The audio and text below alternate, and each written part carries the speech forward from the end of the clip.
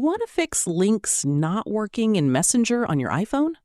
In this quick tutorial, I'll show you how to fix it when links won't open or when external pages don't load in Facebook Messenger. First, open the Messenger app on your iPhone. Now, tap on the three lines or your profile icon, depending on your app version. From here, go into Settings.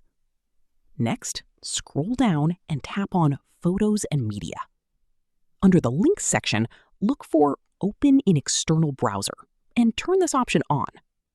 This helps open links outside Messenger, which can fix loading problems with websites or external pages. If the issue is still not fixed, open the Facebook app on your phone. Go to the Menu section in the top left corner, then tap on Settings and Privacy. Then tap on Settings. Now scroll to Preferences and select Media. Under the Links section, make sure link-related options are enabled.